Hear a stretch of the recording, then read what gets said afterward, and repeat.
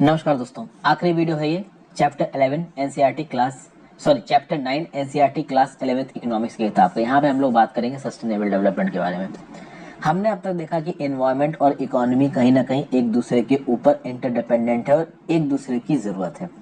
Environment की services के बिना इकोनॉमी डेवलप नहीं कर सकती, और इकोनॉमी को आप सस्टेनेबल तरीके से डेवलप करो तभी एनवायरनमेंट बचा रहेगा, नहीं तो एनवायरनमेंट बेकार हो जाएगा।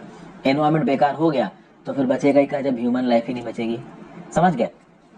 तो ऐसा डेवलपमेंट अगर आप करते हो जो कि एनवायरनमेंट के ऊपर जो रेपरकशंस है उनको इग्नोर करता है, तो एनवायरनमेंट तबाह हो जाएगा। और एनवायरनमेंट सस्टेन करता है हमारे लाइफ फॉर्म्स को। ठीक है भाई, तो सस्टेनेबल डेवलपमेंट की जरूरत है, एक ऐसे डेवलपमेंट की जिससे एनवायरनमेंट तबाह ना हो, एनवायरनमेंट बचा रहे और सारी फ्यूचर जनरेशंस को एक पोटेंशियल एवरेज क्वालिटी लाइफ मिले, जो कि ना बहुत ज्यादा हो ना बहुत कम हो, और कहीं ना कहीं उसकी जरूरत के हिसाब से सब कुछ हो। कम से कम आज की जनरेशन जितना एंजॉय करी उतना तो आगे की जनरेशन एंजॉय कर ले, इफ नॉट मोर। उसके लिए आज की जनरेशन जो एंजॉय कर रही है, अपने एंजॉयमेंट को थोड़ा लिमिटेड रखना पड़ेगा। उस लेवल पे आप नहीं उड़ा सकते जिस लेवल पे आप सोच रहे हो उड़ाने को। ठीक है, हालांकि इंडिया में जो लोग हैं ना, मेरे आपके जैसे लोग, हम तो कुछ कर ही नहीं रहे हैं। हम लोग कभी भी उस लाइफस्टाइल को सोच नहीं सकते जो कि यूएस यूके के लोग सोचते हैं। आपको पता है यूएस यूके और साइड के लोग भाई ट्रिप्स पे निकल जाया करते हैं महीने महीने, दो दो महीने के लिए। एक एवरेज वर्किंग मैन इंडिया में हर दिन एक छुट्टी लेने के लिए सोचेगा, वो किसी भी नौकरी में काम करे, चाहे वो सरकारी नौकरी में हो चाहे प्राइवेट नौकरी में। हालात इतने खराब हैं। डेवलपिंग कंट्रीज के हालात बहुत खराब है, अंडर डेवलप्ड कंट्रीज के हालात बहुत खराब है। ये जितना भी ओवर एक्सप्लॉयटेशन करके फायदा उठाया है ना, ये डेवलप्ड कंट्रीज के लोगों ने उठाया है। यूरोप और यूएसए के लोगों के लाइफस्टाइल देख लीजिए, हालांकि इतनी ज्यादा लाइफस्टाइल बिगड़ गई कि अब मेंटेन नहीं हो रही उनसे। आगे बात करते हैं सस्टेनेबल डेवलपमेंट के कंसेप्ट की। बात की जाए, इसको एम्फेसाइज किया था United Nations conference on environment and development ने। इसने क्या बताया सस्टेनेबल डेवलपमेंट को? सस्टेनेबल डेवलपमेंट की डेफिनेशन बताएगी, development that meets the needs of the present generation without compromising the ability of the future generation to meet their own needs. मतलब development एक ऐसी चीज है जो आज की जनरेशन की रिक्वायरमेंट को पूरा करेगी, लेकिन आगे की जनरेशन की रिक्वायरमेंट को कॉम्प्रोमाइज नहीं करेगी। यहाँ पे दो शब्दों पे ध्यान देने की जरूरत है। एक तो यहाँ पे ये जो नीड नाम का शब्द है, इसको ध्यान देने की जरूरत है, और एक ये जो फ्यूचर जनरेशन नाम का सब्जेक्ट, ये वर्ड है। एक तो नीड नाम का जो शब्द है और एक जो फ्यूचर जनरेशन नाम का सब्जेक्ट है, ये वर्ड है, इसको आपको याद रखने की जरूरत है। ये जो नीड है, ये जो फ्यूचर जनरेशन है, ये मेन कंसेप्ट को फॉर्म करता है। मतलब हमको उतना खर्च करना है जितनी हमारी जरूरत है, जरूरत से ज्यादा उड़ाने का मतलब नहीं है, ताकि फ्यूचर के लोगों के लिए, हमारे आगे आने वाले बच्चों के लिए कुछ तो बचा रह जाए। ये सब हम ही उड़ा के जाएंगे। आगे बढ़ने से पहले वीडियो पे लाइक का बटन, अगर अब तक आपने इस वीडियो को शेयर नहीं किया, इस चैनल को शेयर और सब्सक्राइब नहीं किया, कर दीजिए। ज्वाइन बटन दबा के आप हेल्प कर सकते हो। एनसीईआरटी 6 से लेकर 12 तक की economy, geography, history, polity, science सब आपके लिए बना रखी है। कुछ वीडियोस बाकी हैं, धीरे धीरे करके बन रही है, तो आप ज्वाइन बटन दबा के हेल्प कर सकते हैं। इंस्टा पे फॉलो कर लीजिए और टेलीग्राम ग्रुप ज्वाइन कर लीजिए मेरे लेक्चर्स की पीडीएफ के लिए और मेरे लेक्चर्स की नोटिफिकेशन के लिए। एक सेमिनल रिपोर्ट आई थी आवर कॉमन फ्यूचर नाम की। इस सेमिनल रिपोर्ट ने क्या बोला कि भाई that give the above definition explained sustainable development. ये सेमिनल रिपोर्ट क्या बता रही है? Sustainable development is meeting the basic needs of all and extending to all the opportunity to satisfy their aspirations for a better life. यानी कि सबकी basic requirements को आप पूरा करो और जो भी अपॉर्चुनिटीज है उसको इस प्रकार से एक्सटेंड करो कि जो भी एस्पिरेशंस है एक नॉर्मल कॉमन मैन की, एक अच्छी जिंदगी की, वो एस्पिरेशन पूरा हो जाए। अब सबकी नीड्स को मीट करने के लिए रिसोर्सेज को रिडिस्ट्रीब्यूट करने की जरूरत है। तो भैया मुकेश अंबानी 85 बिलियन डॉलर के ओनर है। कितना हो गया? 85 बिलियन डॉलर 7.5 से मल्टीप्लाई कर दो तो 7 × 5 = 32, 7 × 8 = 56 और लगभग 6 लाख करोड़ रुपए मान लो। इतनी बड़ी दौलत के ओनर है मुकेश अंबानी। ठीक है, तो क्या मुकेश अंबानी अपनी इतनी बड़ी दौलत में से निकाल के गरीबों में सीधे सीधे पैसा बांटेंगे? नहीं बांटेंगे। तो ये एक मॉरल इशू है। जब भी आप रिसोर्सेस को, दौलत को डिस्ट्रीब्यूट करने की बात करते हो, this is basically a moral issue. क्या वो लोग जिनके पास ज्यादा है वो अपने रिसोर्सेज को छोड़ेंगे एक गरीब आदमी के लिए? यहाँ पे एडवर्ड बारबेर ने क्या समझाया सस्टेनेबल डेवलपमेंट को? As one which is directly concerned with increasing the material standard of living of the poor at grass root level. मतलब कि ये सस्टेनेबल डेवलपमेंट क्या है? जो कि डायरेक्टली कंसर्न्ड है कि आप लिविंग ऑफ द पुअर के मटेरियल स्टैंडर्ड को बढ़ाओ, ग्रास रूट लेवल को, और इस मटेरियल स्टैंडर्ड को क्वांटिटेटिवली किस चीज से मेजर किया जाता है, तो उसकी इनकम कितनी बढ़ी, उसकी रियल इनकम कितनी है, कितनी एजुकेशनल सर्विसेज को अवेयर कर पा रहा है, कितनी हेल्थ केयर सर्विसेज को अवेयर कर रहा है, कितनी सफाई से रह रहा है, क्या उसके पास वाटर सप्लाई है। स्पेसिफिक टर्म्स में बात की जाए तो sustainable development aims at decreasing absolute poverty of the poor by providing lasting and secure livelihood that minimise resource depletion, environmental degradation, cultural disruption and social instability. देखिए अब ये बोल बच्चन टाइप की बातें लिखी हुई हैं, अब क्या समझाऊं मैं इसमें, बिल्कुल सीधे सीधे समझ में आ रहा है। सस्टेनेबल डेवलपमेंट मतलब आपकी जो बिल्कुल एब्सोल्यूट पॉवर्टी उसको कम किया जाए, इससे आपको ठीक ठाक इनकम पहुंचाई जाए, रिसोर्स डिप्लीशन आपके एंड पे कम हो, जिस एनवायरनमेंट में रह रहे हो वो एक लिमिट से ज्यादा डिग्रेड ना हो तो आपको क्वालिटी लाइफ मिल सके, कल्चरल डिसरप्शन ना हो, आपका जिस प्रकार की जिंदगी आप जीना चाहते हो अनटिल अनलेस वो किसी और को डिस्टर्ब नहीं कर रही आप उसको जी सको, सोशल इंस्टेबिलिटी ना हो, वो सिविल वॉर ना छुड़ा हुआ हो, यमन सीरिया जैसी सिचुएशन ना बन जाए, ठीक है, एक सभ्य सोसाइटी में हम लोग रहें।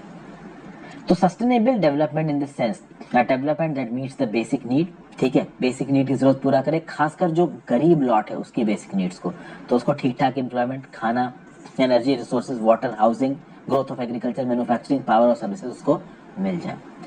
फिर यहाँ पे बात करते हैं ब्रंटलैंड कमीशन की। This Brundtland commission emphasises on protecting the future generation, ठीक है भाई, आगे आने वाली जनरेशन को प्रोटेक्ट करने की बात करता है Brundtland commission. This is in line with the argument of the environmentalists who emphasize that we have a moral obligation to hand over the planet Earth in good order to future generation. Environmentalist का ये बोलना है कि हमारे ऊपर एक moral obligation है कि भाई चूंकि हमने अपने इस अर्थ को अपने परदादाओं से बिक्यूत किया तो हमें भी तो अपनी अगली जनरेशन को अर्थ देना है, तो कम से कम ऐसा अर्थ दें कि वो थोड़ा बहुत तो ठीक से जी सके। तो हमको एक बेटर एनवायरनमेंट प्रिजर्व करना और उस बेटर एनवायरनमेंट को फ्यूचर जनरेशन को देना है, साथ साथ फ्यूचर जनरेशन को सिखाना भी है कि वो अपनी फ्यूचर जनरेशन को ठीक से एनवायरनमेंट दे। समझ गए? तो एक ऐसा stock of quality of life assets छोड़ना है जो कम से कम वैसा तो हो जो कि हमने अपने परदादाओं से इनहेरिट किया था। तो भाई प्रेजेंट जनरेशन क्या क्या कर सकती है फ्यूचर जनरेशन को अच्छी चीजें देने के लिए, तो भैया प्रमोट कर सकती है डेवलपमेंट को, ऐसा डेवलपमेंट जो नेचुरल और बिल्ट एनवायरनमेंट को प्रिजर्व करे, जो कि कंजर्वेशन ऑफ नेचुरल एसेट्स के साथ कंपैटिबल हो, regenerative capacity of the world's natural ecological system को प्रिजर्व करे, ठीक है, avoiding the imposition of added cost और रिस्क फॉर फ्यूचर जनरेशंस, मतलब आगे आने वाली जनरेशंस के लिए कॉस्ट या रिस्क ना बढ़े। यहाँ पे अगर बात की जाए तो एक हरमन डेली करके लीडिंग एनवायरमेंटल इकोनॉमिस्ट है, इनका क्या बोलना है कि अगर आपको सस्टेनेबल डेवलपमेंट को अचीव करना है तो कुछ चीजें करनी पड़ेंगी। पहला, limiting the human population to a level within the carrying capacity of the environment. The carrying capacity of the environment is like a plimsoll line of the ship which is its load limit work. In the absence of the plimsoll line for the economy, human scale grows beyond the carrying capacity of the earth and deviates from sustainable development. तो urban daily साहब यहाँ बोल रहे हैं जैसे एक ship है, ship में एक प्लिमसोल लाइन होती है, आ रहा है एक शिप में आप ज्यादा वजन रखते जाओगे तो वो शिप की जो प्लिमसोल लाइन है, अगर वो प्लिमसोल लाइन पानी के नीचे चली गई तो उसके बाद वो शिप पानी के अंदर डूब जाएगा। उसी प्रकार से हमारी एनवायरनमेंट की भी एक प्लिमसोल लाइन है, अगर एक लिमिट से ज्यादा एनवायरनमेंट को चूसते रहोगे कैरिंग कैपेसिटी से ऊपर जाके, तो कभी ना कभी हमारे एनवायरनमेंट का जहाज भी यहाँ पे डूब जाएगा। तो जैसे carrying capacity of the earth है, ये carrying capacity of the earth Plimsoll line को आप कह सकते हो कि डिपेक्ट करती है। टेक्नोलॉजिकल प्रोग्रेस की बात की जाए तो टेक्नोलॉजिकल प्रोग्रेस इनपुट एफिशिएंट होना चाहिए और इनपुट कंज्यूमिंग नहीं होना चाहिए, ठीक है ना भाई, मतलब कि जो इनपुट आप डाल रहे हो किसी भी आउटपुट को बनाने के लिए वो इनपुट बहुत एफिशिएंट तरीके से इस्तेमाल हो, ज्यादा कंज्यूम ना हो। ज्यादा कंज्यूमर में क्या होता है कि वेस्टेज होने लगती है। जो रेन्यूएबल सोर्सेज उनको आपको सस्टेनेबल बेसिस पे एक्सट्रैक्ट करना है, ठीक है ना भाई, that is at the rate should not exceed rate of regeneration. Basically यहाँ पे पानी की बात हो रही है। पानी एक ऐसा सोर्स है जो कि नेचुरली प्योरीफाई होके इन्वायरमेंटल सिस्टम से हमारे पास आता रहता है। अब उसको इस हद तक इस्तेमाल मत करो कि साफ पानी बचे ही नहीं। पानी में मैं वो समुंदर के ओशन के खारे पानी की बात नहीं कर रहा हूँ, यहाँ पे जो फ्रेश वाटर है हमारे पास, जो कि 1% से भी कम है ओवरऑल वाटर रिसोर्सेज का, उसको ढंग से इस्तेमाल करने की बात हो रही है। और नॉन रेन्यूएबल रिसोर्सेज का rate of depletion it should not exceed the rate of creation of renewable substitutes. कहने का मतलब ये है कि जिस लेवल पे नॉन रेन्यूएबल रिसोर्सेज डिप्लीट हो रहे हैं उसी लेवल से आप रेन्यूएबल सोर्सेस की सब्स्टिट्यूट की टेक्नोलॉजी को भी डेवलप कर लो, जैसे कि कोल है।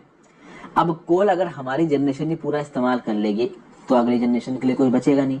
तो आप कोल को उस रेट पे इस्तेमाल करो जिस रेट पे कोल की बजाय आप बाकी इक्विवेलेंट टेक्नोलॉजीज को डेवलप करो, यानी विंड टेक्नोलॉजी होगी, सोलर टेक्नोलॉजी होगी, टाइडल टेक्नोलॉजी होगी, जिसके चलते आगे आने वाली जनरेशन भी इलेक्ट्रिसिटी जैसी चीजों का मजा ले सके। ये अलग बात है कि जितना भी कोल हमारे पास अभी के लिए प्रेजेंट है सारा जला दिया तो एनवायरमेंट रहने लायक ही नहीं बचेगा। फिर भाई पॉल्यूशन से जो इनएफिशिएंसीज आती हैं इनको सॉल्व करो, तो सबने अच्छी अच्छी बातें यहाँ पे बोली। स्ट्रैटेजीज क्या है भाई सस्टेनेबल डेवलपमेंट की?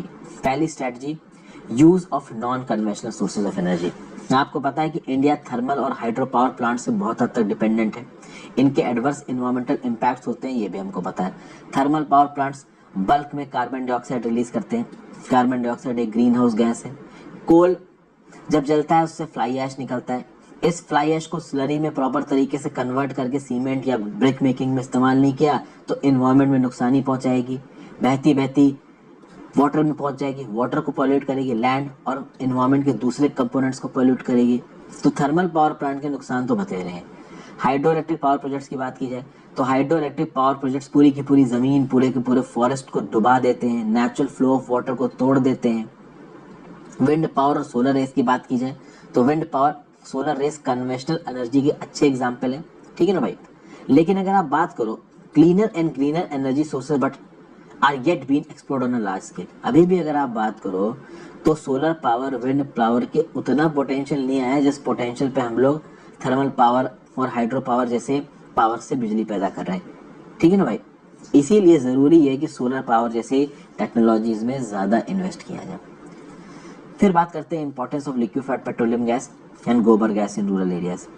रूरल इलाकों में जो हाउस होल्ड्स है वो लकड़ी जला के, डंग केक जला के, बायोमास जला के फ्यूल की तरह इस्तेमाल करते हैं। अब इस प्रकार के प्रैक्टिसेस के बहुत गंदे आउटकम्स हैं, जैसे कि फॉर एग्जांपल अगर आप फ्यूल से खाना बनाते हो तो डिफॉरेस्टेशन होता है। डिफॉरेस्टेशन होता है तो हमारे पेड़ कटेंगे तो ग्रीन कवर कम होगा, ठीक है। इससे होगा ये कि जो गायों भैंस जो गोबर देती हैं, कैटल डंग का वेस्टेज होगा। इस कैटल डंग को आप बायो कंपोस्टर में यूज करके यूजेबल मैन्योर में बदल सकते थे, वो आपने नहीं किया। एयर पॉल्यूशन होगा वो अलग, तो लकड़ियां जलाओगे, काऊ डंग जलाओगे तो गंदा एयर पॉल्यूशन होगा, मीथेन रिलीज होगी, वो भाई नॉस्ट्रल्स में घुस के लंग्स को नुकसान पहुंचा सकती है। इस प्रकार की सिचुएशन को सॉल्व करने के लिए पीएम उज्ज्वला योजना चालू की गई इंडिया में, ठीक है भाई। तो पीएम उज्ज्वला योजना के चलते सब्सिडाइज एलपीजी हमारे रूरल इलाकों में पहुंचाएगी, खासकर जो कनेक्शन है वो लेडीज के नाम पे दिए गए।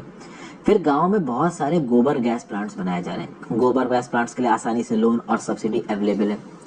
अगर आप लिक्विफाइड पेट्रोलियम की बात करो, भाई साफ फ्यूल है, हाउस होल्ड पॉल्यूशन को काफी हद तक कम कर देता है, एनर्जी वेस्टेज मिनिमाइज हो जाती है।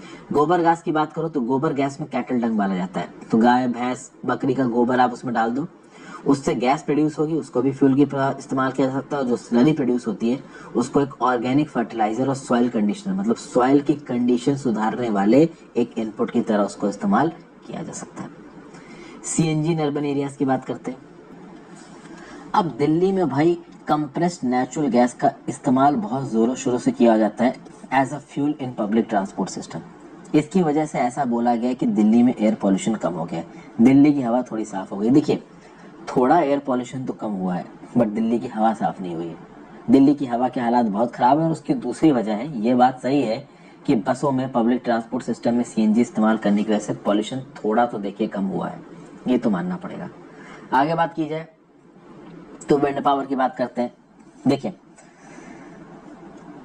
इन areas where speed of the wind is usually high, windmills can provide electricity without any adverse impact on the environment. ऐसे इलाके जहां पे विंड पावर को सक्सेसफुली और कॉमर्शियली एक्सप्लॉइट किया जा सकता है, तो भाई विंड पावर को इस्तेमाल करने का एटमॉस्फेयर में कोई बुरा प्रभाव नहीं है। बस यही बुरा प्रभाव है कि जिन इलाकों में अगर आप विंड मिल्स लगाते हो वहाँ आवाज बहुत आती है, तो आसपास अगर लोग रह रहे होंगे तो साउंड पॉल्यूशन की प्रॉब्लम है। दूसरा, जो पक्षी उड़ते हैं ना, बहुत सारे पक्षी इन विंड मिल से टकरा के मर जाते हैं, ये प्रॉब्लम है। तो प्रॉब्लम विंड मिल्स के साथ है, बट कहीं ना कहीं जिस लेवल की प्रॉब्लम इन कोल और थर्मल पावर प्लांट से हो रही है, गैस बेस्ड पावर प्लांट से, ऑयल बेस्ड पावर प्लांट से, उससे तो आप कह सकते हो कि थोड़ा सही है विंड पावर, ठीक है। कि जो विंड टर्बाइंस है ये विंड से मूव होती है, इलेक्ट्रिसिटी जनरेट होती है, बहुत सारी ऐसी विंड टर्बाइंस खड़ी होती है, उनमें ऊपर की तरफ जनरेटर लगा रहता है और विंड एनर्जी प्रोड्यूस। थोड़ी बहुत तो आपकी नॉलेज होनी चाहिए ना। अब सब लोग सास की बहू की बात करेंगे तो भाई थोड़ा बहुत दिमाग वाला काम कौन करेगा। फिर यहाँ पे दिखाया जा रहा है एक गोबर गैस का पावर प्लांट। ठीक है भाई, ये गोबर गैस का पावर प्लांट कैटल डंग का प्रयोग करता है और उससे फाइनली एक गैस देता है जो कि एज अ फ्यूल यूज की जा सकती है, और स्लरी देता है जो कि एज अ मैन्योर इस्तेमाल की जा सकती है। फिर बात करते हैं solar power through photovoltaic cell. जो अभी मैंने आपको रेफरेंस दिया सोलर पावर की वीडियो का, उससे देखिए कुछ बातें आपको वहां से पता चलेंगी, कुछ बेसिक आइडिया आपको यहाँ पे मिलेगा। इंडिया में naturally large quantity of solar energy exist करती है in the form of sunlight. हम इसको नाना प्रकार से अपनी डेली लाइफ में इस्तेमाल करते हैं। कपड़े सुखाने के लिए इस्तेमाल किया जाता है, गेहूं को सुखाने के लिए इस्तेमाल किया जाता है। ठीक है भाई, एग्रीकल्चर प्रोडक्ट्स को उगाने में इसका इस्तेमाल होता है। डेली मर्रा में बहुत सी चीजें हम लोग सन की धूप से करते हैं। इनफैक्ट विटामिन डी के लिए ऐसा बोला जाता है कि सन की धूप के प्रति आपका जो एक्सपोजर है वो ठीक ठाक होना चाहिए। तो सर्दियों के समय पे लोग सैटरडे संडे बाहर बैठ जाते हैं सन की धूप में। गर्मियों में तो यूपी साइड पे बैठते नहीं, बड़ी गर्मी हो जाती है। फिर इस सनलाइट को हम लोग ऑब्वियसली बात है विंटर में अपने आप को वार्म करने के लिए यूज करते हैं, अभी मैंने बता ही दिया। फिर प्लांट्स इस्तेमाल करते हैं सोलर एनर्जी को फोटोसिंथेसिस का प्रोसेस करने के लिए, और फोटोवोल्टेइक सेल्स का इस्तेमाल करके सोलर एनर्जी को इलेक्ट्रिसिटी में कन्वर्ट किया जा सकता है। ये जो फोटोवोल्टेइक सेल होते हैं ये कुछ स्पेशल प्रकार के मटेरियल्स होते हैं जिसमें सेमीकंडक्टर्स और भी बहुत सारे अलग प्रकार के मटेरियल्स के मिक्सचर से इन सेल्स को बनाया जाता है, और इनके अंदर ये काबिलियत होती है कि ये सोलर एनर्जी को स्टोर करके धीरे धीरे उसे इलेक्ट्रिसिटी में कन्वर्ट कर देंगे। ये जो टेक्नोलॉजी है ये बहुत यूजफुल है और कहीं ना कहीं इसका मेगा एप्लीकेशन भी हो सकता है, एक मेजर कॉमर्शियल स्केल पे भी इसका एप्लीकेशन हो सकता है, और खास बात ये इसका रिमोट इलाके में भी एप्लीकेशन हो सकता है। रिमोट इलाकों में जमीन बहुत होती है और धूप हर जगह पहुंचती है। इंडिया में कम से कम ये बात अच्छी है कि धूप हर जगह पहुंचती है, तो इसका इस्तेमाल करके सोलर एनर्जी पैदा की जा सकती है। ओके, तो ऐसी जगह जहाँ पे पावर डिस्ट्रीब्यूशन लाइन नहीं पहुंच सकती, PGCL power grid corporation of India का इंफ्रास्ट्रक्चर नहीं पहुंच सकता, वहां पे इंडिविजुअल बेसिस पे छोटे छोटे सोलर पावर प्लांट्स बना सकते हैं। ठीक है, अब बात यह है कि ये जो टेक्निक है सोलर पावर वाली, इससे कहीं ना कहीं पॉल्यूशन होगा नहीं। बहुत लंबे समय से इंडिया कोशिश भी कर रहा है कि सोलर पावर को जनरेट करे, और कहीं ना कहीं हमने पिछले कुछ सालों में बहुत सारी सोलर पावर को इंस्टॉल भी किया है, हालांकि इसको कमीशन करना बाकी है। इंटरनेशनल सोलर अलायंस को हमारे मोदी साहब ने फ्रेंच प्रेसिडेंट के साथ मिलकर लॉन्च भी किया था। ठीक है, आगे बात करते हैं मिनी हाइडल प्लांट्स की। माउंटेनियस रीजन्स में पावर को प्रोड्यूस करने का एक बहुत इफेक्टिव तरीका है मिनी हाइडल प्लांट्स। छोटी छोटी स्ट्रीम्स बहती हैं माउंटेनियस रीजन्स में, ये स्ट्रीम्स पेरेनियल होती हैं। पेरेनियल मतलब ये कभी सूखती नहीं है, हमेशा बहती रहती। इन पे मिनी हाइडल प्लांट्स बनाए जा सकते हैं। Mini hydel plants in streams की एनर्जी को यूज करके छोटी छोटी टरबाइन घुमाएंगे। इन छोटी छोटी टरबाइन से छोटी अमाउंट ऑफ इलेक्ट्रिसिटी पैदा होगी, लेकिन वो छोटी amount of electricity local purposes के लिए इनफ होगी। बड़े पावर प्लांट्स हर जगह hydro power projects, thermal power projects नहीं पहुंच सकते, ना उनके डिस्ट्रीब्यूशन लाइंस पहुंच सकती। तो ऐसे इलाकों में, खासकर हिमालयाज में जहाँ पे छोटी छोटी स्ट्रीम्स बहती हैं स्पीड के साथ, वहाँ पे इस प्रकार के मिनी हाइडल प्लांट्स को लगाया जा सकता है। ना ये एनवायरनमेंट को नुकसान पहुंचाते हैं और आसपास के इलाके में एक अप्रोप्रिएट दाम पे पावर को भी ये पहुंचा देंगे। तो large scale transmission tower, cable, transmission losses, इन सब का बवाल ही खत्म हो जाएगा। आगे बात की जाए ट्रेडिशनल नॉलेज और प्रैक्टिसेस की। ट्रेडिशनली जो इंडियन लोग हैं वो एनवायरनमेंट के काफ़ी करीब होते हैं। देखिए, हम लोग एनवायरनमेंट के करीब होंगे क्योंकि हम लोग के यहाँ पे इंडस्ट्रियलाइजेशन बहुत बाद में आया है। हमारी जो इंडस्ट्रियलाइजेशन की स्ट्रैटेजी थी वो बहुत ज़्यादा एनवायरनमेंट फ्रेंडली थी। अगर हम अपने एग्रीकल्चर सिस्टम को देखें, हेल्थ केयर सिस्टम को देखें, हाउसिंग को देखें, ट्रांसपोर्ट को देखें, सब एनवायरनमेंट फ्रेंडली थे। लेकिन धीरे धीरे हमने ट्रेडिशनल सिस्टम्स छोड़ा और वेस्टर्नाइजेशन पकड़ा, और ये वेस्टर्नाइजेशन की पकड़ने की वजह कॉलोनियलिज्म भी था। बहुत लंबे समय के लिए हम लोग अंग्रेज़ों के राज के अंदर थे, तो हमारी ट्रेडिशनल प्रैक्टिसेस हमसे छूटती चली गई और उनकी प्रैक्टिसेस हमारे पास आती चली गई, जिसके चलते लार्ज स्केल डैमेज होना शुरू हो गया एनवायरनमेंट का। हमारी रूरल हेरिटेज यहाँ पे टूटने लगी। लेकिन अब हमको थोड़ा बहुत पहले की चीज़ों को सस्टेनेबली अप्लाई करना है। हालांकि पूरी तरीके से तो हम वापस नहीं जा सकते, बट कुछ कर सकते हैं। एक एग्जाम्पल बताया जा रहा है हेल्थ केयर का। हमारे यहाँ पे 15,000 स्पेशीज हैं प्लांट्स की जिनमें मेडिसिनल प्रॉपर्टीज हैं। 8,000 को इस्तेमाल किया जाता है फोक ट्रेडिशन के हिसाब से अलग अलग प्रकार के इंडियनाइज्ड ट्रीटमेंट को करने में। वेस्टर्न सिस्टम ऑफ ट्रीटमेंट आ गया, एलोपैथिक ट्रीटमेंट आ गया, कन्वेंशनल डॉक्टर्स आ गए, अब लोग उसको ही भरोसा करते हैं। लेकिन हमारे यहाँ पे एंशिएंट समय से आयुर्वेदा, यूनानी, तिब्बतन और फोक सिस्टम्स की जो मेडिसिन है वो काफ़ी इफेक्टिव रही हैं। इसलिए आयुष की एक अलग पूरी मिनिस्ट्री बना रखी है हमारी सरकार ने। इस आयुष में भी बहुत हद तक पोटेंशियल है बीमारियों को सॉल्व करने का। तो आयुर्वेदा, योगा, यूनानी, सिद्धा, होम्योपैथी, तिब्बतन, फोक सिस्टम्स, ये वो फोक सिस्टम्स है, वो हेल्थ केयर सिस्टम्स है जो एंशिएंट टाइम से इंडिया में चले आ रहे हैं और लिमिटेड तरीके से साइंटिफिक इन्वॉल्वमेंट के साथ इन हेल्थ केयर सिस्टम को फिर से डेवलप किया जा सकता है। ये बहुत हद तक प्रॉब्लम्स को सॉल्व कर सकते हैं। फिर हर cosmetic produce, hair oil, toothpaste, body lotion, face cream, हर चीज आज की डेट में हर्बल आ रही है। और क्यों ना हर्बल हो, अगर हम लोग केमिकल्स को छोड़ के नेचुरल चीजों से ये बना सकते हैं तो व्हाट्स द प्रॉब्लम। ये तो अच्छी बात है ना, हमारी सेहत के लिए अच्छा है। ये प्रोडक्ट्स एनवायरमेंट फ्रेंडली भी हैं, सेहत के लिए भी अच्छी हैं, किसी भी प्रकार की इंडस्ट्रियल केमिकल प्रोसेसिंग इनमें है नहीं। फिर बात करते हैं बायो कंपोस्टिंग की। एग्रीकल्चर प्रोडक्शन को बढ़ाने के लिए पिछले 5 डेकेड्स में हमने आर्टिफिशियल फर्टिलाइजर्स, पेस्टिसाइड्स, इंसेक्टिसाइड्स का प्रयोग किया है। कंपोस्ट और नेचुरली मेड फर्टिलाइजर्स को हमने ऑलमोस्ट छोड़ दिया है। इसका रिजल्ट क्या हुआ है कि large tracts of productive lands have been adversely affected. Water bodies including ground water system have suffered due to chemical contamination and demand for irrigation has been growing up here.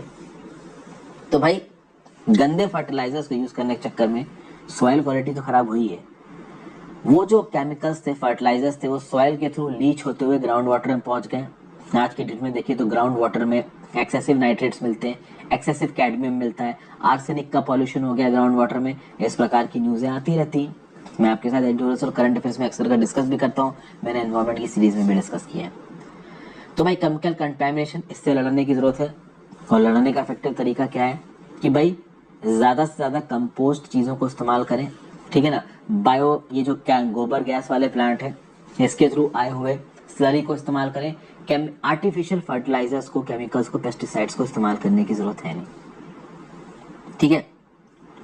Farmers ने बहुत बड़े numbers में हमारे यहाँ पे compost को already इस्तेमाल करना शुरू कर दिया है। In certain parts of the country cattle are maintain only because they produce dung which is an important fertiliser in soil condition. ये भी अच्छी बात है। ऐसा बोला जा रहा है कि देश के बहुत से हिस्सों में लोग कैटल को सिर्फ इसलिए रख रहे हैं क्योंकि उससे डंग आता है और फिर उस डंग को गोबर गैस प्लांट में इस्तेमाल करके इफेक्टिव चीजें बनाई जा सकती हैं। तो अच्छी बात है भाई। हमारे जानवर काऊ और बफेलो जैसे, जिनको सिर्फ दूध के लिए रखा जाता है, एक बार वो दूध देना बंद कर देंगे तो उनका डंग भी इस्तेमाल में किया जा सकता है, तो लोग उनको छोड़ेंगे नहीं। Earthworms can convert organic matter into compost faster than normal composting process, ठीक है भाई। यहाँ पे तो एनसीईआरटी में सतही तौर पे दिया हुआ है, बट इन वीडियोस में मैंने बहुत डिटेल में चीज़ों को एक्सप्लेन किया। फिर बात करते हैं बायोपेस्ट कंट्रोल की। हमारे देश में ग्रीन रेवोल्यूशन आया। ग्रीन रेवोल्यूशन के आने के चलते में मॉडर्न वेज ऑफ एग्रीकल्चर के चलते ज़्यादा केमिकल पेस्टिसाइड्स को इस्तेमाल करने का एक फैशन सा चल गया, जिसके चलते एडवर्स इम्पैक्ट आएगा। फूड प्रोडक्ट्स कंटामिनेटेड थे, उतने हेल्दी नहीं थे, यील्ड बढ़ गई थी लेकिन प्रोडक्ट्स की क्वालिटी कम हो गई थी, सॉइल की क्वालिटी खराब हो गई थी, वाटर बॉडीज और ग्राउंड वाटर पोल्यूट हो गए थे, पेस्टिसाइड से भरे हुए थे, मीट, मिल्क, फिशेस ये सब कंटामिनेट हो गई थी। तो भाई पेस्ट कंट्रोल करने के लिए भी कोशिश की जा रही कि अच्छे मेथड्स लाए जाएं। फिर भाई one step is through use of pesticides based on plant products. देखिए क्या है ना कि फर्टिलाइजर्स, इंसेक्टिसाइड्स, पेस्टिसाइड्स को साइंटिफिक तरीके से इस्तेमाल करना और ज़्यादा नेचुरल तरीके से इस्तेमाल करना है। जैसे कि यूरिया में आपने सुना होगा कि सरकार ने नीम कोटेड यूरिया इंट्रोड्यूस किया। तो नीम कोटेड यूरिया एग्रीकल्चर के लिए भी अच्छा है और कहीं ना कहीं जो यूरिया की स्मगलिंग होती है उसको भी रोकता है।